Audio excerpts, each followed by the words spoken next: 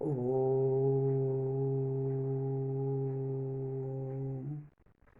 Survey भवन्तु सुखिनः survey Santu निरामयाः survey भद्राणि पश्यन्तु मा कश्चित् दुःखभाग् भवेत्। संसारका सबै प्राणी सुखी हुन्, सबै निरोगी हुन्, सबैतिर राम्रो मात्र देख्न पाइयोस्, कहीँ कतै पनि कसैले पनि दुःखको भागी हुन नपरोस्। यो उपनिषद्को महान वाक्य सँगसँगै ती महान अग्रज ऋषि सन्त महन्तहरूलाई म हार्दिक नमन गर्छु, जसले जीवन र जगतका लागि यस्ता अनमोल ज्ञान रत्नहरू हाम्रो माझमा छोडेर गए। अनि यहाँहरू सबैलाई मेरो हार्दिक नमन छ, जसले ज्ञानका कुराहरूमा बढी चाख राख्नु भएको छ, जीवनलाई बुझ्न प्रयास गर्नुभएको छ, यो प्रकृतिको रहस्य जान्ने इच्छा राख्नु भएको छ। हाम्रा लेभलहरू हुन्छन्, हामी कतापट्टि बगिरहेका छौँ, जता बगेको छ मानिसलाई त्यतै प्रिय लाग्छ, तर सत्य के हो त्यो अलिक विशेष कुरा हो। हामीले सत्यको खोज गर्नुपर्छ, त्यही भएर हामीसँग विवेक छ। त्यो विवेक यदि आएन भने हामीले सत्यलाई नभेटिकन नै हाम्रो जीवनको अवसान हुन्छ। त्यसैले त्यो जीवनको के अर्थ, जसले जीवनको रहस्य बुझेन। जीवनको रहस्य के हो भने प्रकृति र पुरुषलाई बुझ्नु हो। प्रकृति र पुरुषको मेल भएपछि जीवन हुने हो। अर्थात् जीव छ एउटा, एउटा जगत छ। जगत भनेको शरीर हो, जीव भनेको पुरुष तत्त्व नै हो, त्यही आत्मा तत्त्व नै हो। अब यहाँनिर हामीले के बुझ्नुपर्छ भने पुरुष र प्रकृति के हो भन्ने कुरा बुझ्नुपर्छ। त्यसैले आज म यहाँहरूसँग साङ्ख्य दर्शनका केही महत्त्वपूर्ण कुराहरू चर्चा गर्न लागिरहेको छु। हुन त यो सूक्ष्म ज्ञान हो, होइन? सूक्ष्म ज्ञान हो। हामी चर्चा गर्छौँ है, एउटा व्यावहारिक सत्य छ, त्यो यो संसारमा हामी जे देखिरहेका छौँ यो पनि सत्य छ। अर्को पारमार्थिक सत्य छ, मन छ, बुद्धि छ, चित्त छ, यो ब्रह्माण्डमा जति कुरा छन् त्यति नै कुरा मेरो शरीरमा पनि छ, यहाँको शरीरमा पनि छ। यसलाई पारमार्थिक जीवन भन्छ।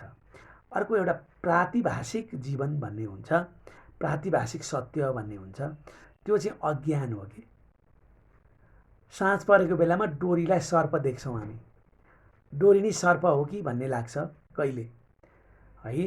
त्यसैले डोरीमा सर्प देख्नु भ्रम हो, यो अज्ञान हो, यसलाई प्रातिभाषिक भन्छ।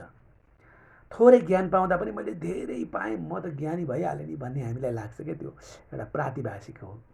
ध्यान गरेको बेलामा टक्क केही कदम भिन्न किसिमका चाहिँ घटनाहरू घटे पनि ला म त ब्रह्मज्ञानी भइहालेँ नि भन्ने हामीलाई लाग्न सक्छ, त्यो प्रातिभाषिक हो। त्यसैले यी तीनवटा सत्य पनि हामीले बुझ्नुपर्छ। एउटा यो देखिएको यो ब्रह्माण्ड हो, यो व्यावहारिक सत्य हो, होइन? पारमार्थिक भनेको यो देखिएको ब्रह्माण्डलाई चलाउने जुन शक्ति छ नि, त्यो शक्ति आँखाले देख्दैन, त्यो भित्री शक्ति हो। र ती दुईटाको बिचमा अर्को एउटा प्रातिभाषिक भनेको हो जस्तो लाग्छ तर भरे नहुन पनि सक्छ है, त्यो चाहिँ प्रातिभाषिक सत्य हो। र यस्ता भित्री ज्ञानका कुराहरू हाम्रा वैदिक दर्शनहरूले हामीलाई सिकाएका छन्। त्यो सिक्नु नै जीवन प्राप्त गर्नुको महत्त्व हो। हामीलाई यसो विचार गरौँ न, हामीले फेरेको श्वास कहाँबाट आउँछ, कसरी भित्र जान्छ, कसरी बाहिर निस्किन्छ, यो विषयमा त हामीले 1 मिनट पनि पर्खेर बसेर त हेरेका छैनौँ नि। तर त्यसलाई हेर्न खोज्यौँ भने अब हामी सुरु गरिहाल्छौँ, भित्र प्रश्न सुरु गर्छौँ। त्यसैले म यस विषयमा नअल्मलिकन यो साङ्ख्यको केही महत्त्वपूर्ण जानकारी यहाँहरूसँग राख्न चाहन्छु। यो भागवतसँग सम्बन्धित छ, भागवत ज्ञान, होइन? तपाईँले त भागवत सुनिरहनु भएको होला, होइन त? भागवतमा कति सुनाउनु भयो गुरुहरूले, याद गर्नु होला।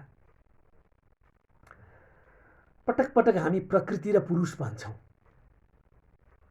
प्रकृति अनि पुरुष भन्छौँ। के हो पुरुष, के हो प्रकृति, त्यो जान्नुपर्छ। प्रकृति र पुरुष नै जानिएन भने कसरी जीवन जानिन्छ र? आफ्नो शरीरै जानिँदैन, होइन? हरेक चिज चामल त हामीले देखेका त त्यो प्रकृति हो, तर चामलभित्रको शक्ति त हामीले देखाएको छैन नि। त्यसले हाम्रो शरीरलाई पुष्टि कसरी गरिरहेछ होइन, त्यो भित्री कुरा पनि बुझ्नुपर्छ। प्रकृति र पुरुष दुईवटा तत्त्व छन्, विशेष तत्त्व। प्रकृतिगत तत्त्वलाई हामी भौतिक भन्छौँ होइन, अनि पुरुषगत तत्त्वलाई हामी आध्यात्मिक भन्छौँ। त्यहाँभित्रको तत्त्व जुन आत्मा हो त्यो त अब आत्मिक तत्त्व हो, परब्रह्म तत्त्वसम्म हामी जान्छौँ। त्यो तीनवटा तत्त्वलाई हामीले जान्ने हो, एउटा ईश्वर तत्त्व, एउटा चैतन्य तत्त्व, अर्को जड तत्त्व, यो प्रकृतिको तत्त्व हो। यिनीहरूका आफ्ना आफ्ना विशेषता छन्, आफ्ना आफ्ना गुण छन्। त तिनटै कुरालाई कसले चलाइराखेको छ भने ब्रह्मले चलाइराखेको छ। भगवान भनौँ, ब्रह्म भनौँ, ईश्वर भनौँ, छैन भने पनि छ भने पनि अब त्यो छ नै, अब के गर्ने, त्यसलाई अनुभव गर्नुपर्छ। त्यो बिना यो चल्न सक्दैन। आगो भनेको त्यहाँभित्रको ऊर्जा शक्ति हो नि त, ताप मात्रै होइन, त्यो भित्रको ऊर्जा शक्ति हो। त्यो शक्ति भएन भने आगो रहँदैन। त्यसो भएको हुनाले त्यही ब्रह्म शक्तिबाट यो सबै कुरा चलेको छ। त्यही ब्रह्मले ऊ निर्विकार छ, निर्गुण छ, निर्विशेष छ, अथवा त्यो देखिँदैन, अदृश्य छ, तर शक्तिशाली छ। जसरी हामी भित्रको जुन आत्मा छ नि, छन् त छ, तर हामीले देखाएको छ त। त्यस्तै त्यही नदेखिने तत्त्वले नै हाम्रो शरीर चलाइरहेको छ। कम्तीमा प्राणको त महसुस गर्दैछौँ, हामी बाहिर जाँदैछ, आउँदैछ, अनुभूति गर्न सक्छौँ, तर आत्माको अनुभूति त धेरैले गर्न सकेकै छैन। त्यसैले यो जीवन चलाइरहेको छ। त एउटा जीवन मेरो त्यो आत्माले चलाइरहेको छ भने त्यो परमात्माले चाहिँ अनन्त यस्ता जीवनहरू चलाइरहेको छ। किनकि सबैभित्र बस्ने आत्मा नै परमात्मा हो नि त। एउटाभित्र रह्यो त्यो आत्मा भयो, सबैभित्र रह्यो त्यो के भयो, परमात्मा भयो। त्यही एउटाबाट अनेक भएको हो। त्यही एउटा त्यो ब्रह्म जो आत्मा रूपमा हाम्रो शरीरमा आएर बसेको छ, त्यो आत्माले जब त्यो सृष्टिको कल्पना गर्यो, देखिने उसलाई इच्छा जागृत भयो, एउटा नदेखिने स्वरूप त उसको छँदैछ, शक्ति रूपमा त्यो बसेको छ होइन। अब क्रिया रूपमा पनि, बाहिर देखिने रूपमा पनि, चलायमान रूपमा पनि अनेक किसिमका यी ब्रह्माण्डका स्थावर जङ्गमको सृष्टिमा ऊ अभिव्यक्त हुने उसलाई इच्छा भयो। त्यसैले त्यो ब्रह्म व्यक्त हुँदाखेरि यो ब्रह्माण्ड बन्ने हो, ब्रह्म नै हो। त्यसैले ब्रह्माण्ड ब्रह्मको त्यो स्वरूप कस्तो स्वरूप भन्दा देखिने स्वरूप। यो देखिएको ब्रह्माण्ड ब्रह्मको देखिने एउटा स्वरूप हो, एउटा रूप हो। र यहाँभित्र एउटा नदेखिने स्वरूप छ, त्यो चाहिँ अदृश्य स्वरूप छ। त्यो निर्गुण छ, निराकार छ। ज्ञानी र आत्मतत्त्वको बोध भएका व्यक्तिहरूले त्यो स्वरूपलाई देख्छन्। त्यो उज्जवल, कीर्तिमय, प्रकाशमय स्वरूप छ उसको। त्यसैले उसले जब सृष्टि गर्ने इच्छा जागृत भएपछि, बाहिर अभिव्यक्त हुने उसले सोचिसकेपछि दुईटा स्वरूप उसले निर्माण गर्यो ब्रह्मले। एउटा स्वरूप निर्माण गर्यो चेतन सत्ताको, एउटा स्वरूप निर्माण गर्यो जड सत्ताको। जड सत्ता अज्ञानमय छ, चेतन सत्ता ज्ञानमय छ। त्यो जड सत्ता र त्यो ज्ञान सत्ता दुईटाको सम्मिश्रणबाट जो सृष्टि हुन्छ त्यो चाहिँ अविद्याको सृष्टि हो। अविद्या भन्छ त्यसलाई होइन। त्यसलाई किन अविद्या भनेको भन्दाखेरि त्यो अज्ञानका 5वटा वृत्तिहरू हुन्छन्, क्या चरित्रहरू हुन्छन्। एउटा तम हुन्छ, एउटा महातम भन्ने हुन्छ, एउटा तामिश्र हुन्छ, अर्को अन्धतामिश्र हुन्छ। तम, महातम, तामिश्र, अन्धतामिश्र र मोह है, यी 5वटा अज्ञानका चरित्रहरू हुन्। त्यो अज्ञानको चरित्रबाट यो सृष्टिको निर्माण गर्नका लागि मायाको सृजना हुन्छ क्या। माया भनेको अज्ञानै हो। त्यो माया भनेको जसलाई भित्रको पक्षलाई भन्दा बाहिरको पक्षलाई बढी सत्य देख्ने हुन्छ नि, भ्रम होइन। जसरी म बोल्दैछु, को बोल्दैछ, म भनेर मलाई देखाउँछु नि, म भन्नेवाला त यो शरीर त होइन होइन। यो शरीरभित्र म भन्नेवाला अर्कै छ, तर म शरीरलाई देखाएर भन्छु, यो अज्ञान हो नि त, भ्रम हो नि त। मेरो यो स्वरूप हेर्दाखेरि मलाई यो फलानु हो भनेर जसरी सबैले चिन्छन्, तर त वास्तवमा म त यो एउटा पृथ्वी जल तेज वायुको एउटा थुप्रो मात्रै हो। यो शरीर त होइन, जड छ, तर मलाई चलाउनेवाला त मभित्र छ। त्यो मभित्रको मलाई न कसैले देख्यो होइन, अरूले त देख्न सक्दैन, मैले महसुस गर्ने हो, त्यो भित्री तत्त्व हो। त त्यो ज्ञान र जडको जो सम्मिश्रण हुन्छ, त्यतिखेर यी पाँचवटा वृत्ति, तम होइन, मोह अनि महामोह, तामिश्र र अन्धतामिश्र, यी पाँचवटा वृत्तिद्वारा जो चाहिँ अज्ञानमय सृष्टि सुरु हुन्छ। त्यसलाई सृष्टि उही हो, ब्रह्म नै हो। भित्र पनि उही, बाहिर पनि उही, पुरुष पनि उही, प्रकृति पनि उही हो वास्तवमा। किनभने प्रकृति लय भएपछि कहाँ जान्छ? त्यही पुरुषमा जाने हो, पुरुष कहाँ जान्छ? त्यही परब्रह्ममा गएर लीन हुने हो। त्यही ठाउँबाट यी सबै कुरा चलेका छन्। त्यसैले सर्वम ब्रह्ममयम जगत भनेको। जब त्यो ब्रह्मले सृष्टिको इच्छा गर्यो, यो व्यक्त, यो देखिएको ब्रह्माण्ड निर्माण गर्ने इच्छा भएपछि प्रकृतिको निर्माण र पुरुषको निर्माण गर्यो। पुरुष दुई भागमा विभक्त भयो। एउटा निरपेक्ष भाव ऊ आफै बसेकै छ, सापेक्ष भावमा प्रकृति र पुरुष भनेर ऊ प्रकट भयो। तर यो प्रकृति भनेको चाहिँ के हो भने नि, हामीले देखेको यो देखिएको जुन कार्य छ नि, यो चाहिँ प्रकृतिको काम मात्रै हो, कार्य मात्रै हो है। प्रकृति त वास्तवमा यो भित्र लुकेर बसेको छ कि, लुकेर बसेको छ। मान्छे कहाँ लुकेर बसेको हुन्छ? विचार गर्नुहोस् त। जन्मनुभन्दा अगाडि बुबाको शरीरभित्र, पिताजीको शरीरभित्र वीर्यमा गएर बसेको हुन्छ, त्यहाँ लुकेर बसेको हुन्छ। त्यो लुकेर बसेको छ त्यो पुरुष। पिताजीको शरीरभित्र जीव रूपमा लुकेर बसेको हुन्छ है भनौँ भने त हाँस उठ्छ नि दुनियाँलाई होइन। जन्मने त आमा हो। जब त्यो पुरुष वीर्यका रूपमा आमाको गर्भमा पस्छ, बुबा र आमाको संयोग भएपछि, तब त्यो आमाको गर्भमा आउँछ कि, बल्ल आउँछ।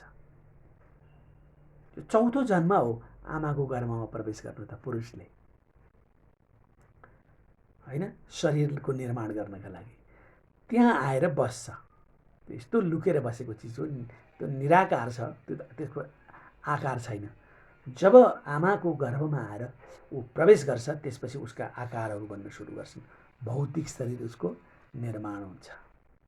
त्यसैले प्रकृति चाहिँ के हो भने सत्वगुण, रजोगुण र तमोगुण, जो यो देखिएको त्यो सृष्टिको चाहिँ मूल तत्त्व हो। जसरी हाम्रो शरीरको मूल तत्त्व कहाँ छ भन्दा बुवाको गर्भमा बसेको, बुवाको शरीरमा बसेको बीजमा छ। तर त्यो देखिन चाहिँ कहाँ देखिन्छ त भन्दा आमाको गर्भमा प्रवेश भएपछि, अर्थात् प्रकृतिमा प्रवेश गरेपछि मात्रै त्यो व्यक्त हुन्छ। प्रकृतिमा प्रवेश नगरिकन पुरुष व्यक्त हुँदैन, देखिँदैन। त्यसैले प्रकृति भनेको गुण हो, सत्वगुण, रजोगुण, तमोगुण।